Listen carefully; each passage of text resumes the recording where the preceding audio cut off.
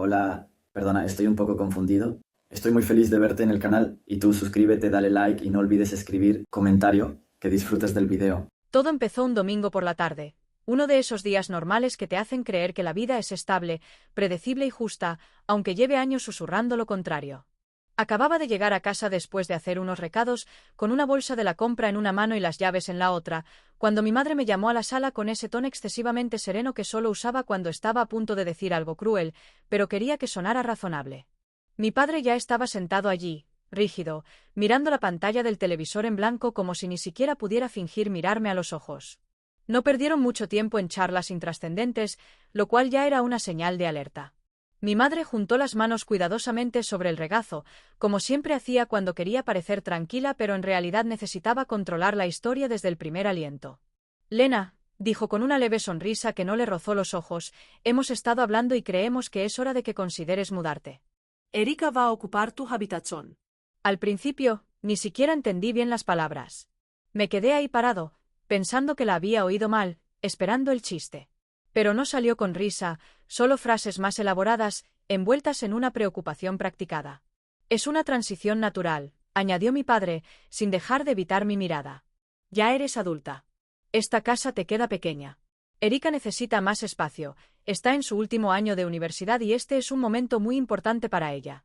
Recuerdo estar allí de pie, todavía con la maldita bolsa del supermercado en la mano, dándome cuenta de lo absurdo de todo, mientras sentía una familiaridad nauseabunda y profunda en el estómago. No era la primera vez que me pedían que me encogiera para que mi hermana pudiera expandirse. Había estado sucediendo de maneras sutiles e insidiosas toda mi vida, en cumpleaños, días festivos, eventos escolares, incluso con el lenguaje que usaban. Erika siempre fue brillante, especial, nuestra estrella.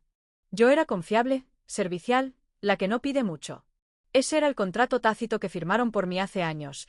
Cállate, sé útil, y tal vez recibas retazos de cariño cuando Erika no lo esté usando. No grité. No discutí. No pregunté por qué creían que estaba bien echarme de la habitación que había pintado con mis propias manos, la habitación donde aún estaban mis libros, mis diarios, el único espacio físico que realmente había reclamado en esa casa. Simplemente asentí lentamente, no dije nada y subí las escaleras. Si notaron cómo se me tensaron los hombros o cómo me agarraba a la barandilla de la escalera como si fuera lo único que me mantenía en pie, no dijeron ni una palabra. Empaqué en silencio, doblando metódicamente mi ropa, guardando mis cosas en cajas, pasando los dedos por los lomos de mis libros viejos una última vez antes de guardarlos. Fue surrealista como solo puede serlo la traición de quienes dicen amarte. Cada vez que cerraba una caja con cinta adhesiva, sentía que otro fragmento de la conexión que tenía con esa casa desaparecía como humo. Y aún así, no dije nada. Porque las palabras no iban a cambiar nada. Ya habían tomado una decisión. Y, sinceramente, en el fondo, creo que esperaban que suplicara. Esperaban que llorara, que implorara espacio en la casa donde crecí, que les recordara que yo también existía. Pero no les di la satisfacción.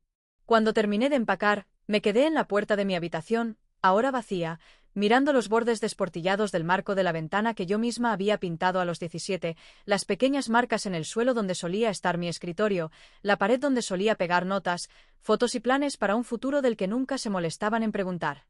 Y entonces miré la foto en mi estantería, la de la abuela Ruth, tomada el verano antes de su muerte, con su mano en mi hombro, sus ojos llenos de una calidez que mis padres nunca habían logrado replicar. Extendí la mano, tomé el marco y lo sostuve un momento más de lo necesario. Luego me dirigí a la puerta, sacando mi última caja de la habitación, de la casa, pasando por delante de la sonrisa forzada de mi madre y el asentimiento tibio de mi padre. No me abrazaron. No dijeron que me extrañarían. No me ofrecieron ayuda ni me acompañaron al coche. Erika estaba en el pasillo sonriendo como una niña a la que le dan un juguete nuevo, ya hablando de qué color pintaría su nueva habitación. Hice una pausa justo antes de salir, volví a mirar la foto que tenía en la mano y susurré, bueno, veamos qué olvidaron. Y sonreí, porque sabía algo que ellos no sabían. Y la lección estaba por venir. No lloré la primera noche que salí de casa, aunque mentiría si dijera que no me dolían lugares que no podía identificar.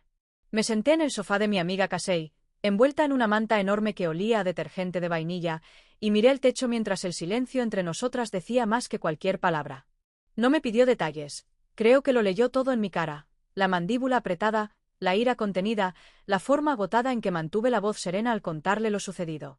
Simplemente me dio una copa de vino, me apretó el hombro y dijo, quédate todo el tiempo que necesites. Y por primera vez en días, sentí que alguien me veía como algo más que una carga que debía quitar de en medio. Pero la verdad es que esa sensación de ser un estorbo nunca me abandonó del todo. La había llevado durante años, escondida bajo la piel, normalizada hasta el punto de dejar de cuestionarme si merecía algo mejor. Al crecer, no era solo la hija mayor. Era el plan B, la red de seguridad, la que se esperaba que comprendiera sin que se le explicara, que se rindiera sin que se lo pidieran, que mantuviera unida a la familia sin que nadie se lo reconociera. ¿Y Erika? Erika era la niña de oro incluso antes de aprender a caminar. La elogiaban por todo, la celebraban por nada y, de alguna manera, todavía la hacían sentir como una reina simplemente por existir. Recuerdo tener 10 años y ver a mis padres organizar una fiesta en el jardín para el 5º cumpleaños de Erika como si fuera una coronación real. Globos, pastel, música, ponis alquilados, todo lo que ella quería. Cuando pregunté por qué nunca había hecho una fiesta así, mi madre me dio una palmadita en la cabeza y dijo, siempre has sido más madura, cariño. No necesitas tanto alboroto. Esa frase se me quedó grabada, no necesitas tanto alboroto. Se convirtió en la excusa de la familia cada vez que se volcaban más en Erika y esperaban que yo comprendiera el vacío que había dejado atrás. Tenía 12 años cuando rompió mi bola de nieve favorita y se rió de ello. Mi padre se encogió de hombros y dijo, es solo una niña. No sees tan sensible. Tenía 15 cuando me robó la ropa y publicó selfies con ella en internet, burlándose de mí en los pies de foto. Mi madre me dijo, solo se está expresando. No le des tanta importancia. Tenía 17 cuando chocó mi coche en un paseo y, de alguna manera, aún así se las arregló para ser la víctima a sus ojos. Siempre se esperaba que yo limpiara, se disculpara, me hiciera a un lado y, de alguna manera, siguiera sonriendo. Porque si no lo hacía, yo era la difícil. La celosa. La que no sabía cómo apoyar a su hermana. ¿Y lo peor? Lo creí durante mucho tiempo. Creía que callar era el precio de la paz. Que ser invisible era más fácil que ser acusado de iniciar un conflicto. Que tal vez si daba lo suficiente, con el tiempo notarían lo que había sacrificado. Pero solo les enseñé a esperar más de mí sin ofrecer nada a cambio. ¿Alguna vez te han tratado como si fueras reemplazable? Como si, por mucho que dieras, alguien más siempre fuera su primer pensamiento, su primera opción, su hijo real, mientras que tú solo eras un extra conveniente? Dime que no soy la única que ha sonreído con los dientes apretados mientras veía cómo alguien recibía todo lo que te decían que no necesitabas. Dime que no soy la única que ha aceptado esa clase de traición por mantener a la familia unida. Al final de la semana, me había instalado en la habitación de invitados de Casey como si fuera la mía, agradecida por el silencio, por no ser juzgada, por no tener que pedirme que me hiciera a un lado para que alguien más importante se sintiera cómodo. Estaba empezando a respirar de nuevo, a respirar de verdad, como no lo había hecho en años. Y entonces sonó el teléfono. Era un número que no reconocí al principio, pero algo en mi interior me dijo que contestara. Al contestar, una voz masculina tranquila dijo, «Lena, soy el señor Doyle. Fui el abogado de tu abuela. Creo que es hora de que hablemos de esa escritura». Y así, de repente, todo cambió.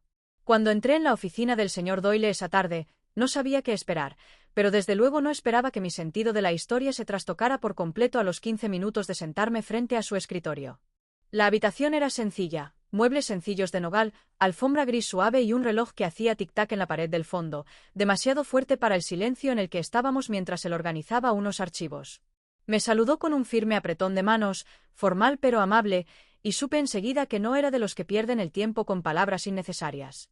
Fue directo al grano, deslizando una carpeta manila hacia mí con una seguridad silenciosa que me aceleró el pulso incluso antes de ver lo que contenía.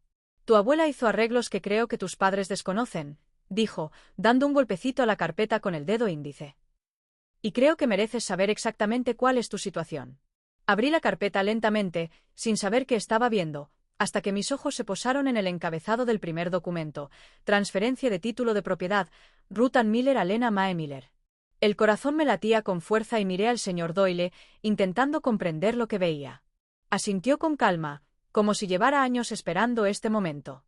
Te transfirió la propiedad de la casa hace 5 años, dijo con claridad, como si no fuera la frase más impactante que había escuchado en mi vida. Ha estado a tu nombre desde entonces. Quería que estuviera segura, lejos de cualquier interferencia. No confiaba en que tus padres cumplieran sus deseos después de su muerte. Así que lo gestionó ella misma, discretamente, pero concienzudamente. Me recosté en la silla, aturdido y en silencio, releyendo las líneas del documento una y otra vez, como si pudieran desvanecerse si parpadeaba demasiado. La casa, la misma casa de la que me echaron sin dudarlo un instante, era mía. No metafóricamente, ni emocionalmente, ni simbólicamente.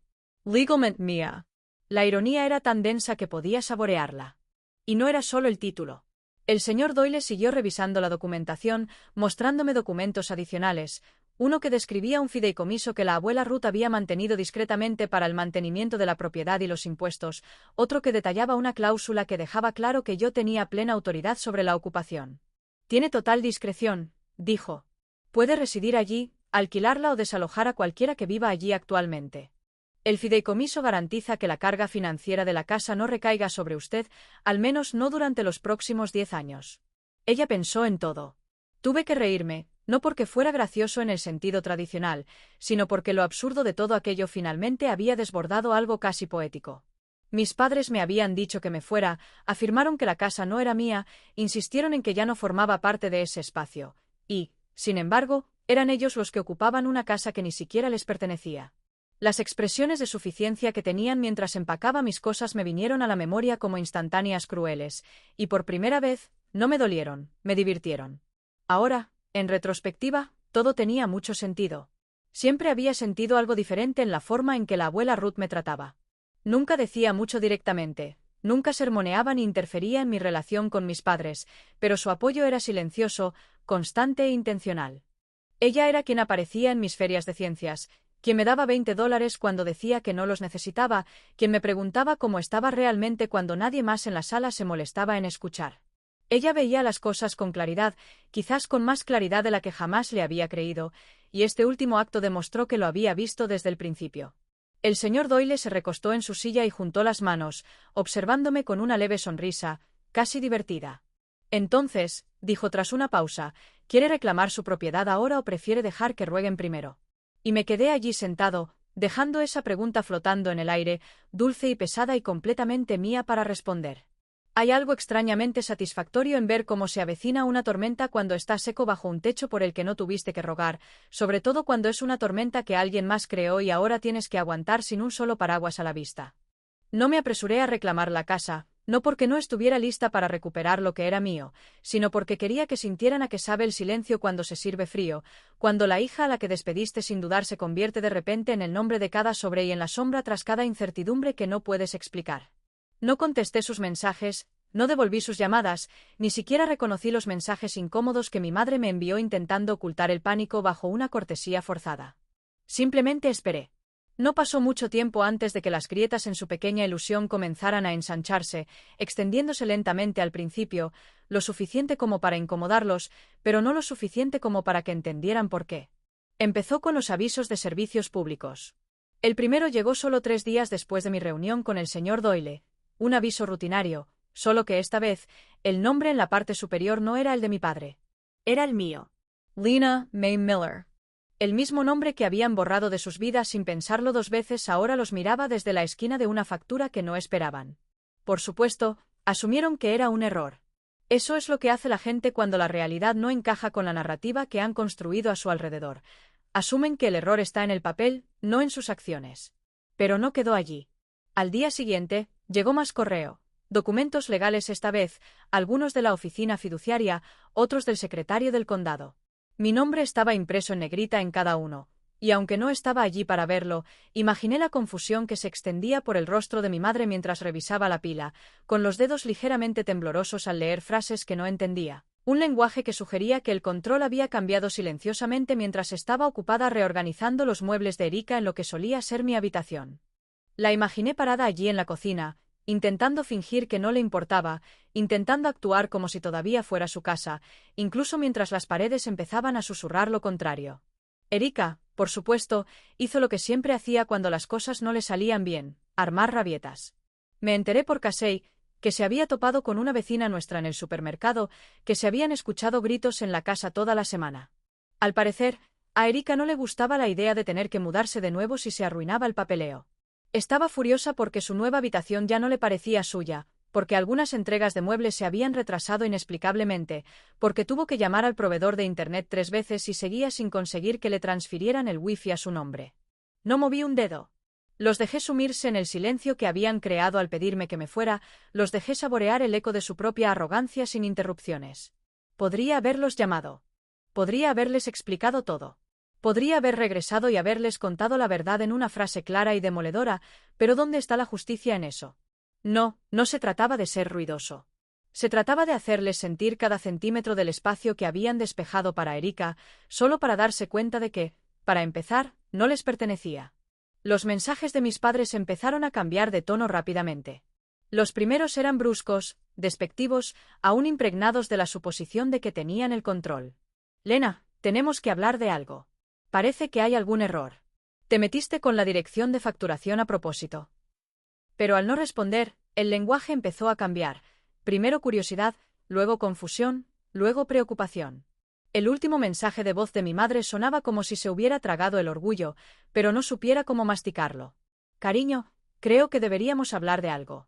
Probablemente no sea nada, pero te agradeceríamos que pasaras pronto. No lo hice. Me quedé callada, mantuve la distancia, dejé que se descontrolaran a su propio ritmo. Quería que se quedaran con esa incertidumbre, que sintieran el peso de cada decisión que tomaron al expulsarme como si fuera desechable. Quería que el silencio se hiciera tan denso que tuvieran que sortearlo, paso a paso, hasta que se ahogaran en las consecuencias de su propio derecho. Y finalmente, llegó la llamada. Esta vez era mi padre. Algo raro, considerando que solía dejarle el trabajo sucio a mi madre, pero su voz era diferente. Más baja, más tensa, insegura, de una forma que no le había oído desde la infancia. Lena, dijo, dudando un segundo, ¿podemos hablar? Algo raro está pasando con el papeleo de la casa. Y sonreí mientras volvía a dejar el teléfono, dejando que el mensaje de voz se reprodujera en el silencio de mi habitación prestada, porque ahora lo sabían. Y estaban empezando a comprender cuán gravemente habían calculado mal. No dije que sí a conocerlos de inmediato, no por crueldad, sino porque algunas historias merecen madurar antes de escribir el capítulo final. Dejé pasar unos días más, dejando que la incomodidad se les clavara en los huesos, dejando que el silencio se espesara en torno a sus preguntas, dejando que su incertidumbre se extendiera un poco más de lo que podían soportar. Finalmente, le dije a mi padre que pasaría por casa, pero solo si podía garantizar que todos estarían allí, él, mi madre y sí, incluso Erika. Quería que todos estuvieran sentados en la misma habitación, escuchando la misma verdad, respirando el mismo aire y sintiendo el peso de las mismas consecuencias que nunca imaginaron que les tocaría. El día que regresé a esa casa, no entré como una hija herida. Entré como una mujer con todo el derecho a estar allí, porque finalmente comprendí que no les debía la gracia que nunca me dieron. Empujé la puerta principal sin llamar, dejándola girar de par en par como si las bisagras fueran mías, porque legalmente lo eran. El familiar aroma a limpiador de lavanda y cera de vela barata se aferraba a las paredes como un intento desesperado de que todo volviera a la normalidad, pero nada en esa casa parecía igual. Ni para ellos, ni mucho menos para mí. Entré en la sala, donde ya estaban reunidos, con aspecto de gente preparándose para una mala noticia en el dentista. Mi madre se levantó al entrar, y su voz se transformó en un espectáculo. Lena, cariño, nos alegra mucho que pudieras. Pero la interrumpí antes de que pudiera terminar la frase. Me echaste de una casa, dije lentamente, con claridad, con los ojos fijos en los de ella, que ni siquiera era tuya para empezar. Por un instante, todo se detuvo. Podría haber oído caer un alfiler en el suelo de madera. Mi madre se quedó boquiabierta a media sílaba, con una expresión que oscilaba entre la confusión educada y algo mucho más frío. Mi padre frunció el ceño como si intentara armar un rompecabezas que no sabía que le habían dado. ¿Y Erika? Bueno, Erika simplemente se burló como si fuera un chiste malo del que aún no le hubieran contado el final. Antes de que pudieran empezar a hacer preguntas, el señor Doyle se adelantó por detrás de mí, tranquilo y sereno con su traje impecablemente planchado, sosteniendo la misma carpeta que me había enseñado en su oficina. La dejó sobre la mesa de centro y empezó a hablar con esa profesionalidad impecable que no deja lugar a discusiones ni negaciones. Me explicó la transferencia de la escritura, las condiciones de propiedad, el fideicomiso que la abuela Ruth había dejado a mi nombre, la autoridad legal que ahora tenía sobre la propiedad, incluyendo plena discreción sobre la ocupación, las decisiones de mantenimiento, lo más importante, el derecho de desalojo.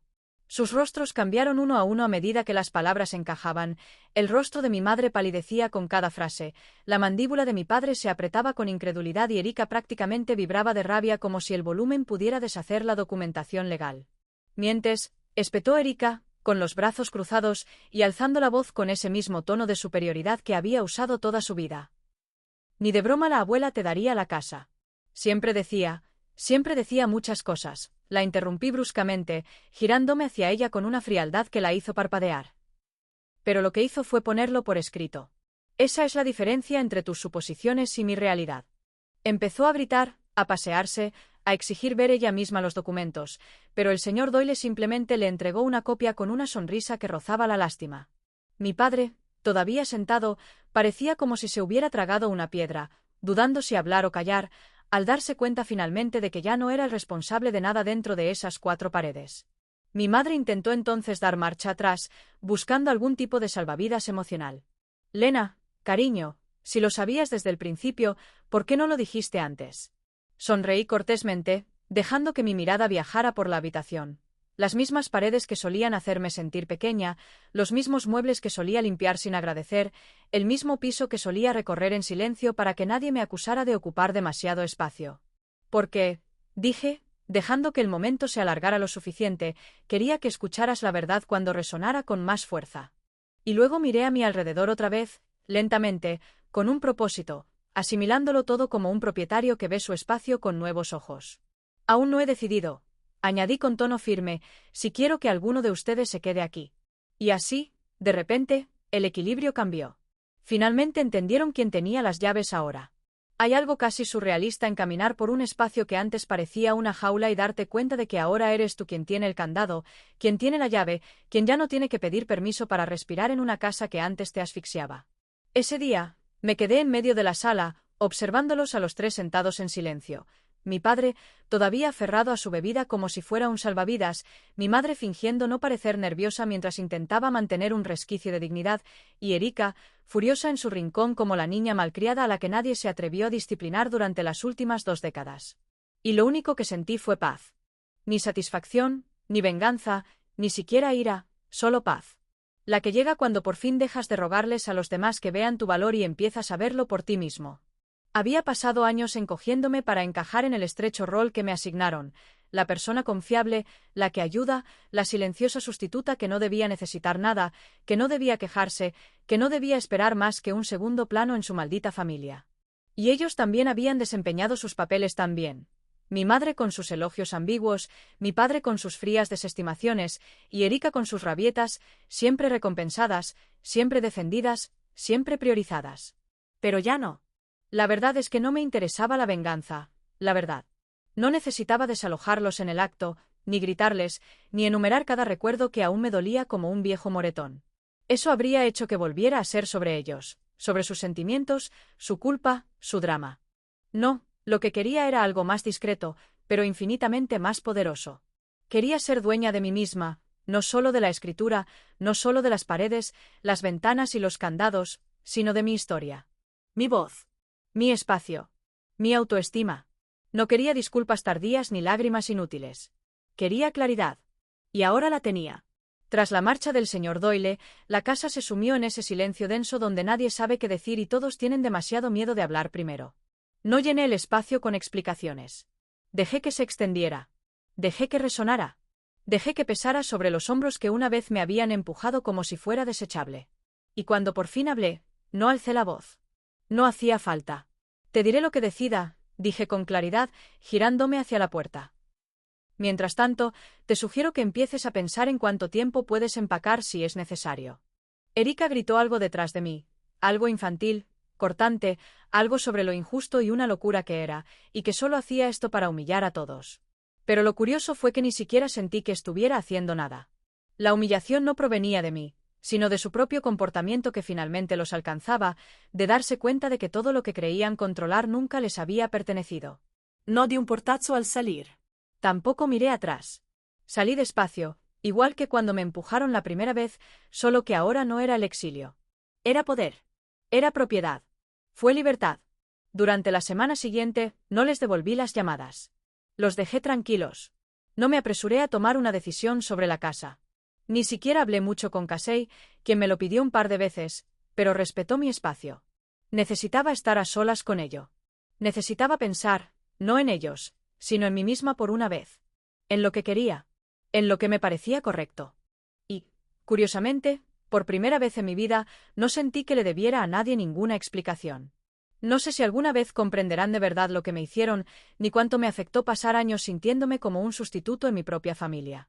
No sé si alguna vez conectarán los puntos entre todos los pequeños rechazos y los cortes silenciosos que me hicieron sentir que nunca fui suficiente, que nunca me querían, que nunca fui real para ellos. Pero quizá ese no sea el punto. Quizá lo que importe no sea si lo ven ahora, sino que yo sí. Lo veo claramente.